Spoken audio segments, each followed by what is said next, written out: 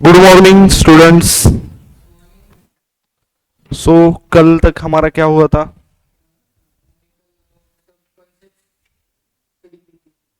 कौन से concept?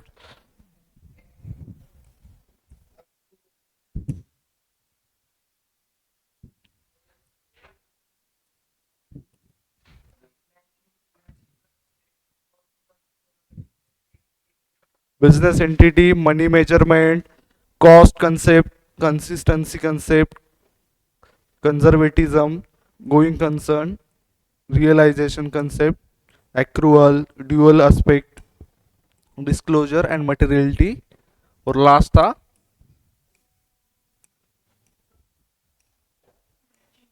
Matching concept. ये सब कंसेप्ट अपने हुए थे। सलील,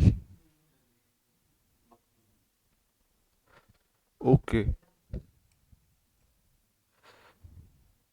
सो आज आपण एक खूप महत्वाचा आणि इम्पॉर्टंट टॉपिक स्टार्ट करतोय.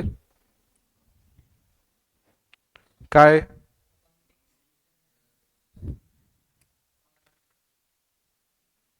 त्याला शॉर्ट मध्ये एएस असे लिहितात कॅपिटल मध्ये, आणि एएस म्हणतात.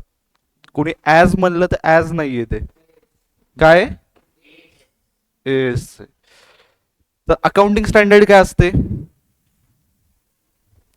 Provide framework, norms to be followed in accounting so that financial statement of different enterprises become comparable. So friends, accounting standard जे असतात ते काय आहेत नेमकं? काय आहेत अकाउंटिंग स्टँडर्ड? म्हणजे रूल्स आहेत, पॉलिसीज आहेत, ज्यानुसार आपण काय करतो, आपले अकाउंट्स बनवतो. बरोबर आहे?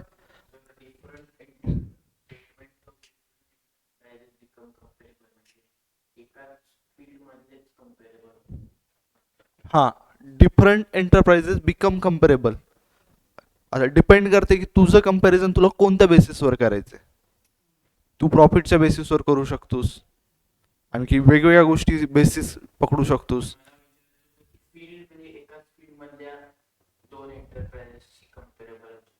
हा, नॉर्मली कंपॅरिझन काय करतो आपण, सेम फील्ड मध्येच करतो. ट्वेल्थचे स्टुडंट जसे त्याचं कंपॅरिझन करतो. जसं की तुम्हाला माहिती आहे, इन्फोसिस कंपनी माहिती आहे, TCS माहिती आहे, त्यांचं कंपॅरिझन होऊ शकते. बरोबर आहे? बट टाटा स्टीलचं इन्फोसिस सोबत कंपॅरिझन करू शकतो का? नॉर्मली करायला गेलं तर करता येते वेगळे बेसिस घेऊन, पण जनरली आपण काय करतो, जे कंपॅरेबल आहेत त्याच गोष्टीचं आपण कंपॅरिझन करतो.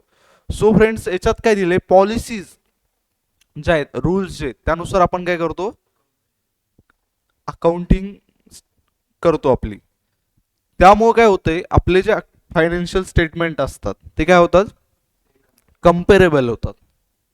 आता इकडे बघा, प्रत्येक शाळेने तुमचा म्हणजे 10वीचा रिझल्ट दिला, एकच बेसिस होतं ना त्या सगळ्यांचं. बरोबर आहे? 6 सब्जेक्ट होते, बेस्ट ऑफ 5 तुम्हाला लागू झाला त्यात. बरोबर आहे? असं झालं का कुणाला 8 सब्जेक्ट, कुणाला 5, कुणाला 3, कुणाला 2, आणि त्यानंतर त्यांचा रिझल्ट काढला तर तो कम्पेरेबल होईल का? कुणाला मॅथमध्ये 100 आउट ऑफ 100 आहे, त्याचा एकच सब्जेक्ट, कुणाला 9 सब्जेक्ट आहे, कुणी म्हणला मला इकॉनॉमिक्सचा 4 वेळा घ्यायचा आहे, असं चालेल का? सगळ्यांचं काय, बेसिस सेम आहे. कशाचा? मार्क्स कॅल्क्युलेट करण्याचा. आणि त्यामुळे काय झालं, कंपॅरिझन होऊ शकते रिझल्टमध्ये. बरोबर आहे? सो समजलं तुम्हाला अकाउंटिंग स्टँडर्ड काय? It is necessary to standardise the accounting principle to ensure consistency, comparability, adequacy, reliability of financial reporting. So friends, तुम्हाला कळलं असेल, यामुळे काय होतं, स्टँडर्डाइज होतं. आपण काय म्हणतो, त्या गोष्टीचा एक स्टँडर्ड आहे, 10वीचा स्टँडर्ड आहे म्हणतो का? कारण कम्पेरेबल आहे ती गोष्ट. 10वीचा रिझल्ट तुम्ही सगळ्यांसोबत कम्पेअर करू शकता. 11चा रिझल्ट कम्पेअर कधी केलेला बघितलं तुम्ही का? स्टँडर्ड नाही म्हणजे प्रत्येक कॉलेजची, प्रत्येकाची एक्झामिनेशन सिस्टीम वेगळी आहे, मार्क्स अलॉट करण्याच्या गोष्टी वेगळ्या आहेत. सो जनरली आपण त्या गोष्टी कम्पेअर नाही करत.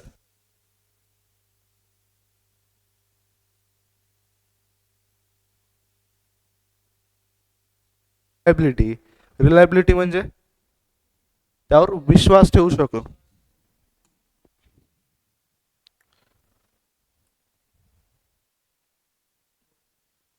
codes of conduct imposed by customs law or professional bodies for benefit of public accounts and accountants generally.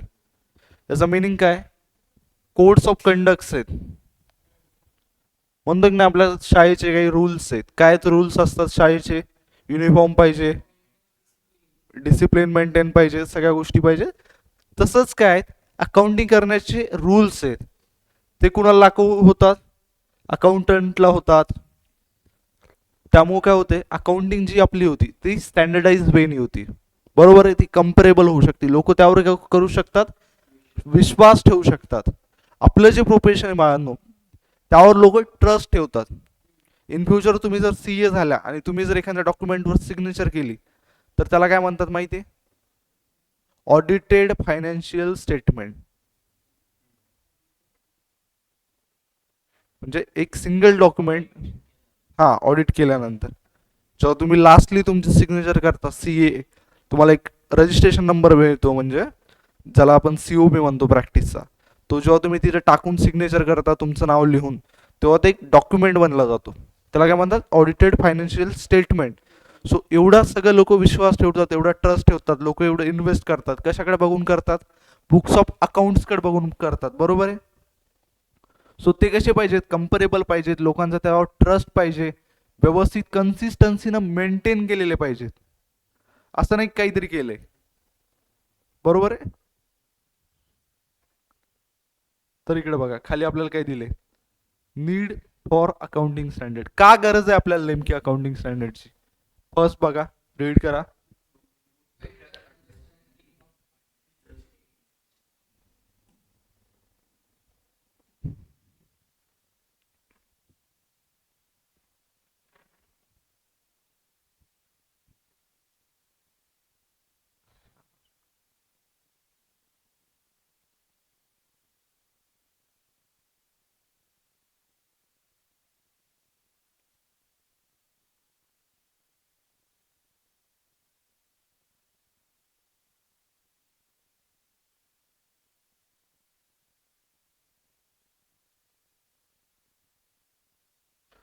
हे का पेन झालं ना यार.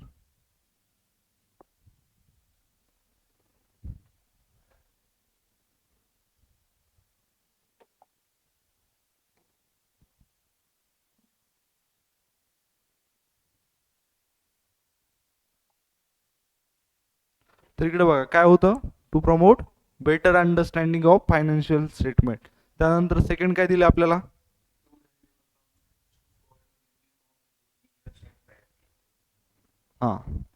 To help accountant to follow uniform procedures and practices. त्यानंतर काय दिले?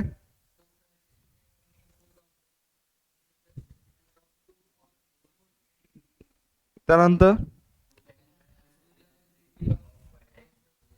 Meet legal requirements effectively. So एवढ्या गोष्टी तुम्हाला समजल्या बाळांनो? काय डाऊट याच्यामध्ये? मला नाही वाटत याच्यामध्ये काय डाऊट असायला पाहिजे. त्यानंतर जसं अकाउंटिंग स्टँडर्ड आहे तसंच काय येतं? International financial reporting standard, IFRS ज्याला म्हणतो, are issued by international accounting standard body board. IFRS is a set of international accounting standard stating how particular type of transactions and other events should be reported financial statement. IFRS are issued to develop accounting standard that would be acceptable worldwide and it is improve financial reporting internationally. IFRS काय करतात यावरून तुम्हाला काय दिसते? काय IFRS चं काम?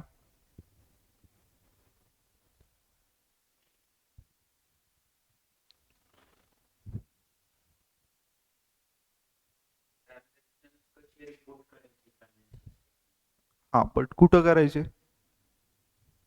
IFRS काय मित्रांनो, एक इंटरनॅशनल फोरम आहे. कशाचा? अकाउंटिंग स्टँडर्ड बोर्ड आहे. कोणता? इंटरनॅशनल अकाउंटिंग स्टँडर्ड बोर्ड आहे, जो काय करतो? IFRS स्टँडर्ड इश्यू करतो. त्यामुळे काय होतं? इंटरनॅशनली जे अकाउंटिंग आहे, जे वर्ल्ड वाईड दाखवलं जातं, ज्या काही कंपनीज आहेत समजा जे ग्लोबली काम करतात, इंटरनॅशनली काम करतात, कोणत्या आहेत आपल्या अशा कंपनीज इंडियामधल्या काम करत असतील, ज्यांचे ऑपरेशन इंडियाच्या बाहेर असतील, जसं अदानी आहे, रिलायन्स आहे, इवन टी सी एस आहे, हां टाटा पण आहेत, T C S Tata consultancy. So हे काय करतात, त्यामुळे काय होतं वर्ल्ड वाईड ते ॲक्सेप्टेबल आहेत जर IFRS आपण यूज करत असेल.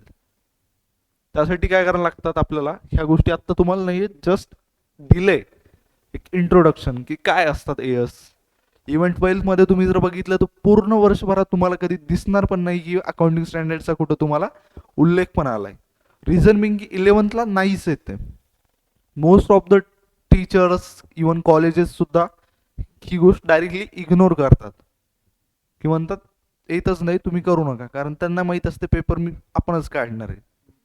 सो बट आपल्याला जाणून घेणं गरजेचं आहे. आता परत तुम्ही घरी गेले, तुम्हाला वाटलं की यार हे टॉपिक होता शिकवला नाही, परत स्टुडंटचं कसं राहतंय, पूर्ण बुक शिकवलं आणि एक पेज मधलं समजा 4 पॉईंट नाही शिकवले, तेच असतात मनात की यार हे राहिले माझं, बरोबर आहे ना. सो ही गोष्ट तुम्ही समजून घ्या. त्यामुळे काय होतंय वर्ल्ड वाईड अकाउंट्स काय होतात ऍक्सेप्टेबल होतात. आणि त्यामुळे काय होतं improve financial reporting internationally. Financial reporting जी असती ती इंटरनॅशनली काय होती, इम्प्रूव्ह होती. सो जसं इंटरनॅशनली आहे तसं accounting standard in India. In India, standards of accounting is issued by Institute of Chartered Accountants of India, ICI. The Council of Institute of Chartered Accountants of India constitute Accounting Standard Board, ASB, on 1927, recognizing the need of for accounting standard in India, formulating accounting standards so that such standard may be established by Council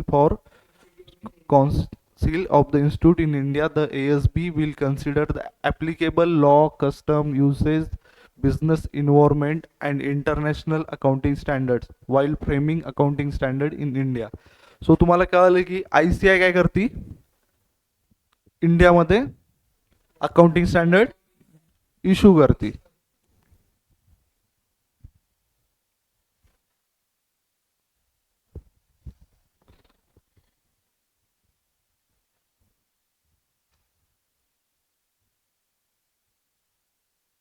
issue कोण करते, ICI करते.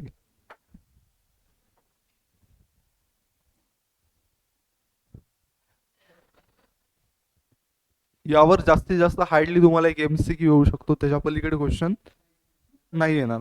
Due to globalisation the accounts prepared in India must be compatible with accounts prepared in other countries. This has resulted in existing years being conversed with IFRS, and these conversions has resulted in what is known as Ind AS, and Ind AS are basically the international accounting standards. So friends, जसे आपले AS होते तसेच ICI ने काय केलेत, Ind AS बनवलेत. का बनवलेत, जे IFRS जे आहे इंटरनॅशनल फायनान्शियल रिपोर्टिंग स्टँडर्ड्स, त्याच्यापासून इन्स्पायर्ड होऊन ICI ने काय बनवले, इंड AS. ते पण तुम्हाला आत्ता नाही, जस्ट की त्यामुळे काय होती अकाउंटिंग ग्लोबली केली जाते. सो एवढ्या गोष्टी तुम्हाला समजल्या. Some accounting standard, the council of the institute of chartered accountant of India has so far issued 31 accounting standards. Some of these accounting standard explain below. ही एक गोष्ट लक्षात ठेवा आता याच्यामध्ये. ठीक आहे झालं.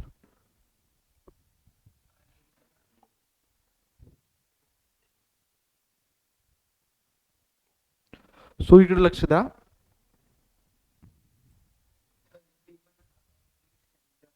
शू केले ही एक गोष्ट फक्त तुम्ही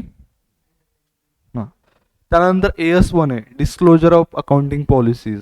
म्हणजे याच्यानुसार काय असते, डिस्क्लोजर द्यायचं असते प्रत्येक गोष्टीचं. हा. According to this standard, accounting policies followed in preparation and presentation of financial statement should form a part of financial statement normally be disclosed in one place. सगळ्या गोष्टी व्यवस्थित डिस्क्लोज कशा करायच्या. हा. हे तुम्हाला जस्ट दिलंय. अकाउंटिंग स्टँडर्ड म्हणजे एक एक चॅप्टर असेल. जास्तीत जास्त काय येऊ शकतं इथं, व्हॅल्युएशन ऑफ इन्व्हेंटरी येईल, तर त्याचं एएस किती आहे, जसं कॅश फ्लो आहे एएस 3 आहे. फक्त तुमच्यासाठी मला वाटते 11 साठी सध्या तरी हेच महत्वाचं आहे. काय तुम्हाला सांगितलं समजून काय येणार, हिस्टॉरिकल कॉस्ट, नेट रिअलायझेबल कॉस्ट, याच्यामधली काय येणार, लोअर ऑफ द बोथ. कधी, जेव्हा आपण क्लोजिंग स्टॉक कॅल्क्युलेट करू. बस एवढंच. त्यानंतर खाली तुम्हाला परत डेप्रिशिएशनचं अकाउंटिंग दिलेलं आहे AS 6, AS 8 दिले accounting for research and development, AS 9 just वाचलं तरी ठीक आहे, नाही लक्षात ठेवलं काहीच लोड नाहीये, कारण एवढं जास्त या टॉपिक मधून विचारलंच जात नाही. इवन हा टॉपिक शिकवलाच जात नाही बऱ्यापैकी. AS 9 रेव्हेन्यू रिकग्नायझेशन, कारण तुम्हाला शिकवायला गेलं कसं आहे माहिती का, एक चॅप्टर आहे, 2 लाईन मध्ये काय सांगणार आहेत ना. AS 10 काय, accounting for fix assets, AS 12 accounting for government grants, AS 13 accounting for investment, AS 22 accounting for taxes on income. So आता आपला चॅप्टर काय झाला, अशा प्रकारे कंप्लीट झाला. फायनली एक चॅप्टर पूर्ण आपला कंप्लीट झाला. सो आता या चॅप्टर मधले काही क्वेश्चन्स आपण करायला पाहिजे का, तुम्ही घरी करू शकता. करण्याची पॉसिबिलिटी नाहीये, त्याच्यामुळेच इथं करून घेऊया आपण.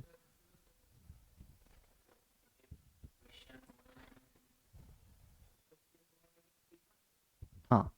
तर बाळांनो काय करा, ह्या ज्या डेफिनेशन आहेत, आन्सर इन वन सेंटेन्स, त्या घरी करू शकशाल तुम्ही. Online student,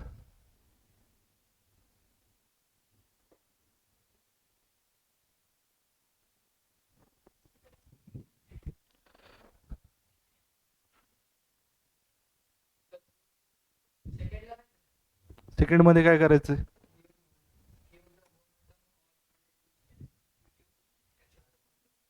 recording of business transaction काय.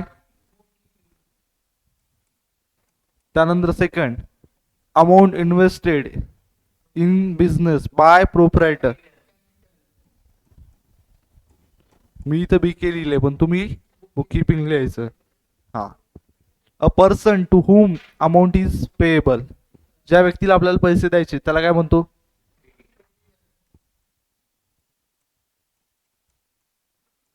त्यानंतर next, exchange between two persons.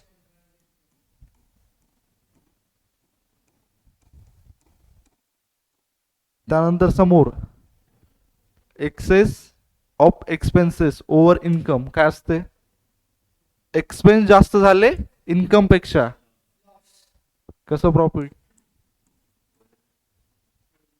A person whose assets are sufficient enough to meet business obligation.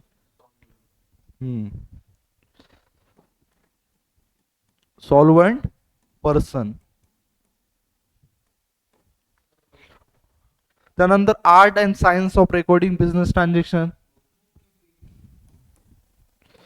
त्यानंतर पुढचं, a property of any description own by proprietor काय म्हणतात त्याला. त्यानंतर पुढचं काय दिलंय, asset which remain in the business for only for short time and can be converted into cash very easily. कोणती असेट असते अशी,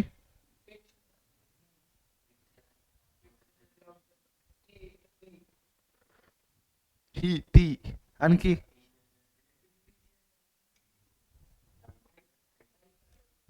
मग ठीक आहे, 1 मिनिट आठवा. मग ऑनलाईन कोणी आन्सर देऊ शकत? हा, आठवलं. कोणती?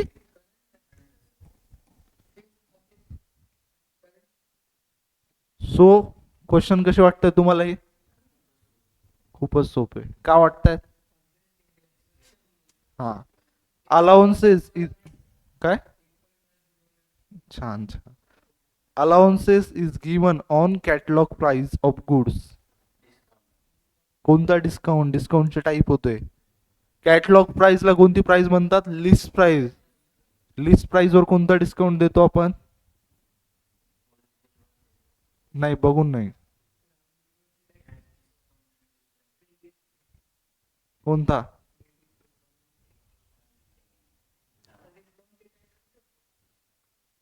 कुठं होते?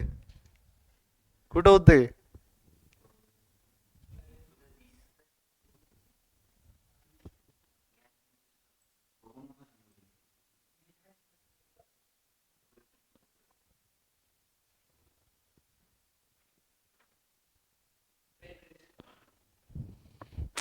एवढं बघितल्यानंतर कुणी सांगू शकते?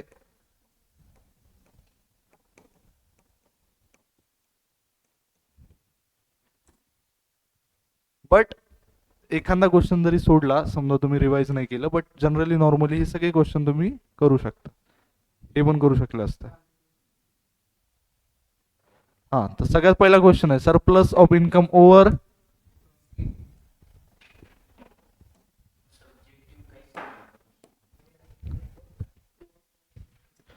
फर्स्ट चॅप्टर आहे, त्यामुळे काय आहे, पुढे तुम्हाला काय असणार आहे? टर्म्स असणार आहेत अकाउंटिंगचे. Surplus of income over expenses is. त्यानंतर कोणतं बेसिस आहे? Cash basis of accounting. Actual cash and actual cash payment are recorded. कोणतं? कॅश. त्यानंतर amount which is not recoverable from customer is known as. वाचा समोरचं काय?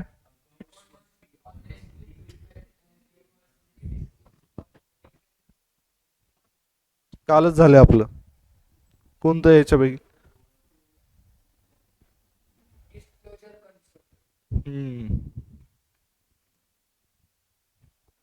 त्यानंतर a commodity in which a trader deals is known as. काय असती? कशात deal करतो? गुड्स. त्यानंतर पुढचं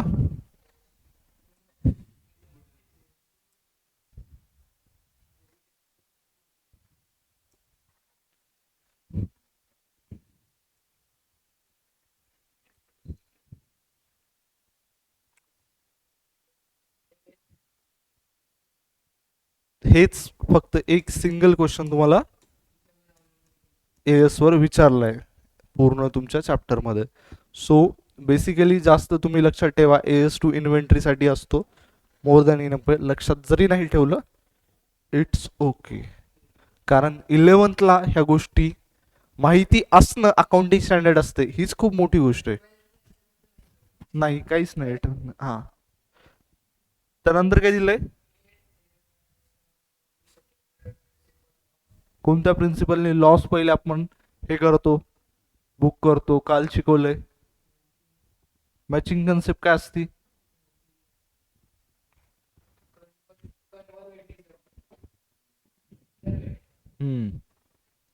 brief explanation of any entry is called. हाँ, an act of exchange of things or services between two parties is termed as. आता काय करतील, त्यांच्याकडे काही नाहीये.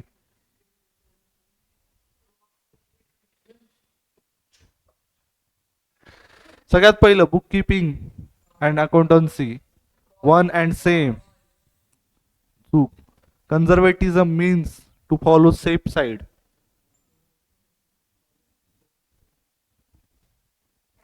काल शिकलेले आपण. करेक्ट आहे. तुम्हाला सांगितलं नव्हतं प्ले सेफ गेम, कन्झर्वेटिझम. हा, त्यानंतर काय? Double entry system is based on. त्यानंतर bank overdraft is an asset. बरोबर आहे का? बँक ओव्हरड्राफ्ट काय असतो माहिती तुम्हाला?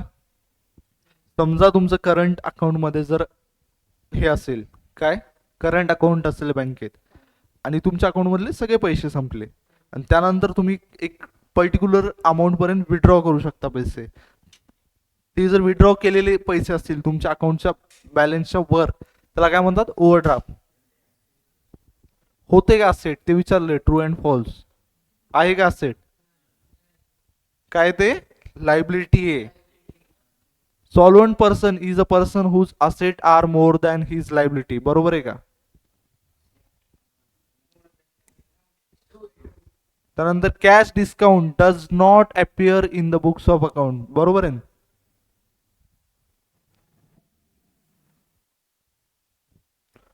ऑनलाइन स्टूडेंट्स आंसर दीजिए. कोणता डिस्काउंट बुक्स ऑफ अकाउंट मध्ये येत नाही? हा, मग हे सेंटेन्स काय? काय? Cash discount does not appear in the books of account. True आहे का? A transaction is concern with money or money's worth. Accounting is a language of business. An earlier time of civilization, accounting was done by owners.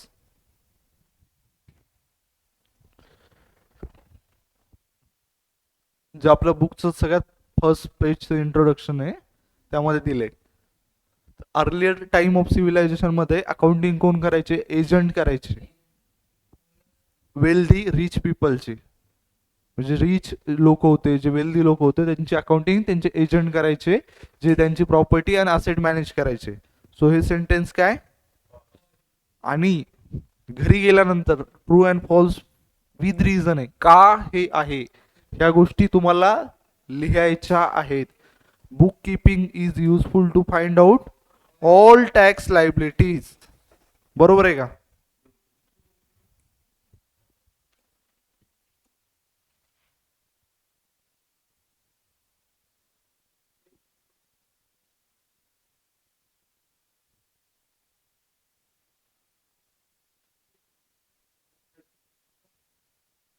Disagree.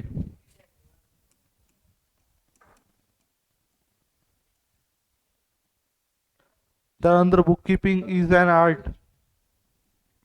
Agri. त्यानंतर bills payable is an asset. Disagree.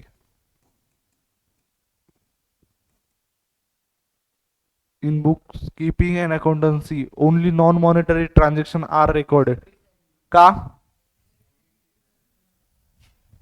Only monetary transaction record करतो. So हे पण काय असणार? त्यानंतर पुढचं, give long term benefit to business R.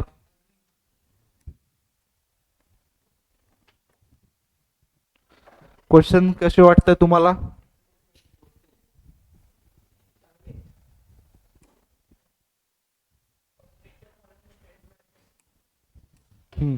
Revenue arises as an result of business transaction is known as. जो business transaction मधून revenue भेटतो त्याला काय म्हणतो आपण?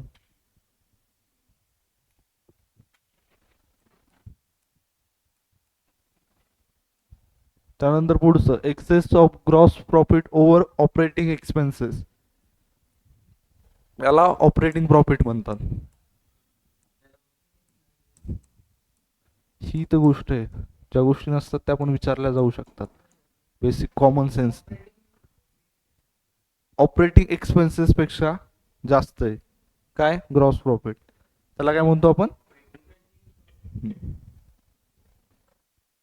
An expenditure which is basically revenue in nature but benefit of which is not exhausted within 1 year. जे revenue नेचरचे expenditure असतात बट ज्याचे बेनिफिट विदिन 1 इयर मध्ये एक्झॉस्ट होत नाहीत त्याला काय म्हणतो आपण? Deferred revenue expenditure.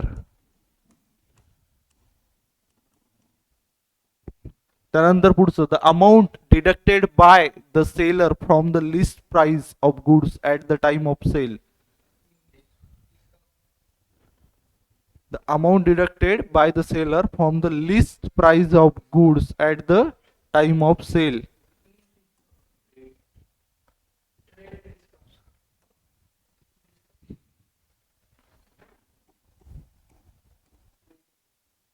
बट कोणता दिलाय? प्रॉम्प्ट पेमेंट दिलं असलं तर तुम्ही तिथं कॅश डिस्काउंट लिहिला असता, बट इथं काय दिलंय? लिस्ट प्राइस आहे.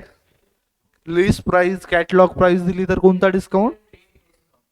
आणि फक्त दिला असेल प्राइस भरून डिडक्ट केला तर डिस्काउंट, आणि जर प्रॉम्प्ट पेमेंट दिलं तर cash discount. A person to whom business owes money for goods or service is known as.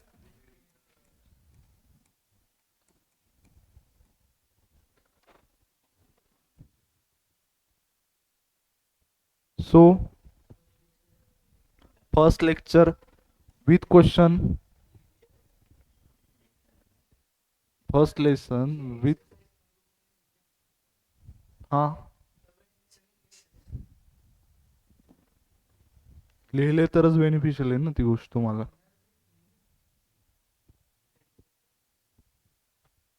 So बाळांनो, कसं वाटलं तुम्हाला फर्स्ट चॅप्टर? जस्ट बिकॉज आपण काय केलंय, व्यवस्थित पूर्ण प्रत्येक कन्सेप्ट कशी तुम्हाला समजल या व्ह्यूने शिकवलेली आहे. आणि त्याने तुम्ही फक्त तुम्हाला फर्स्ट चॅप्टरचे क्वेश्चन सोपे वाटले, रिझन बिंग की तो टॉपिक तसा होता. असं नाहीये, असं नाहीये ते टॉपिक तसा होता म्हणून तसं नाही झालेलं आहे. आपण जसं शिकवलं गेले तसं तुम्ही लक्ष दिले, तुम्ही घरी जाऊन त्या गोष्टी केल्या, सो तुम्हाला ते इझी वाटतंय. आणि तुम्ही ह्याच गोष्टी जर पुढच्या टॉपिकसाठी केल्या, यात तरी थेअरी होती, पुढचे क्वेश्चन तुम्हाला एवढे इझी जातील की तुम्ही इमॅजिन नाही करू शकत. एवढ्या लेवलवर आपला अकाउंटिंग सब्जेक्ट खूप इझी आहे.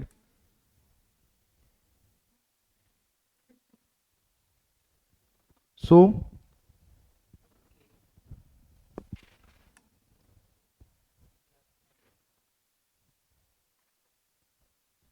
आपला जो सेकंड टॉपिक आहे तो आपण उद्याच्या लेक्चर पासून स्टार्ट करूया. Thank you so much students.